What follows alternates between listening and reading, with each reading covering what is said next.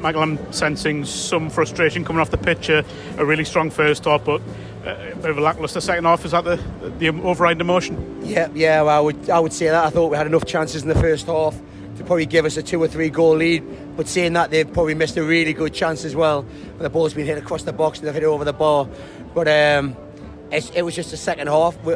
I don't know, overconfidence or what. I know it was a bit of a scruffy goal that we've conceded, and the referees apologised and said that maybe it should have been offside. But we just never started second half. I thought as a team we lost AJ just at the end of the first half, and I think we kind of we lost that kind of threat in behind with his pace. But you know what it is, we've come here, we need 94 points to guarantee it. We're on 91 now, so it's not all bad.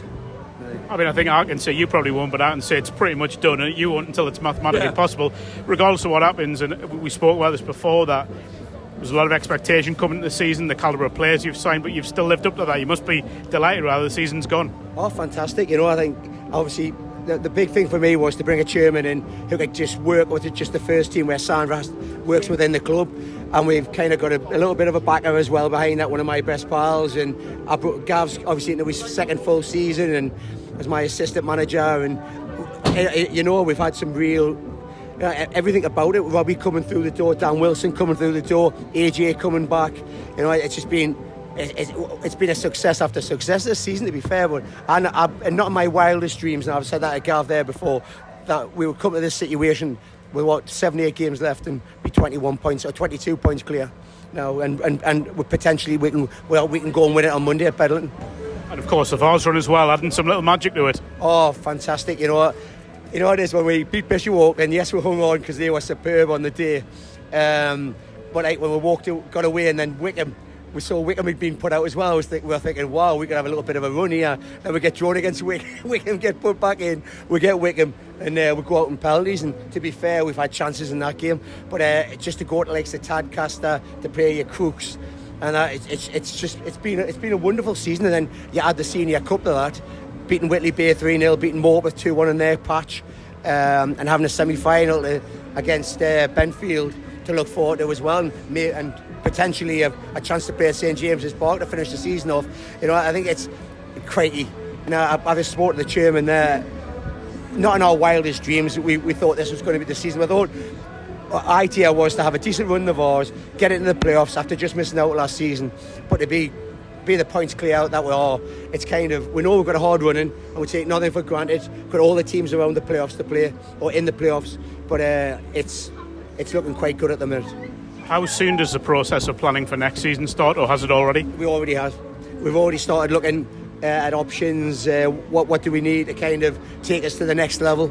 Because obviously our chairman Scott Douglas wants us to be in the playoffs next season, and we know next season it's going to be games like this every week. It's going to be hard games. We're going to play teams that are going to have a lot of possession of the ball, and it's how we deal with it. And you take Dan, you take DMO, and you take Robbie out of it. We've got quite a young team as well, like in the late teens, early 20s. So the potential's there to kind of push on. But everything's run right. Could we do with a few more people through the gate? Yeah. Is there ideas of extending the stadium? Yes. We're looking at a 3G pitch as we speak. So, like the people behind us want us to keep pushing on. And the idea is, and my idea when I came back when we were 11th in the second division of the Northern Alliance, was to become a First Division Northern League team, and that's what we're looking like we're going to do. And if we can be in there and kind of compete with your North Shields, your Whitley Bays, your Heaton Stands, all these derby matches, it's going to be something exciting to look forward to. But hey, we've got to get the job done first. It's been a long way back though, hasn't it, when you think about that journey from, I remember speaking to you early in the season, you said, when in the second tier of the Alliance, and to where you are now, potentially about to be in Division 1. It's been a hell of a journey. Oh, amazing. You came with us, Mark, when we went down to visit Redcar, our first away game. We got beat 1-0, and you said, I think your exact words were, you're going to play a lot worse and win games.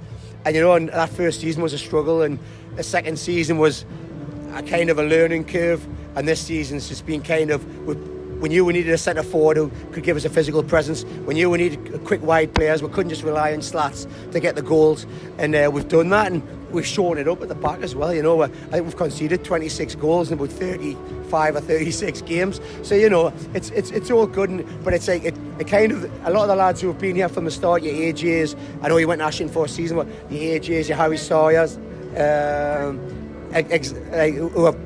Gipper, who was actually captain in the second division of Northern Alliance, and he's kind of just been there all the way through. He can't believe the fact that he could be picking up the second division Northern League trophy in the coming weeks.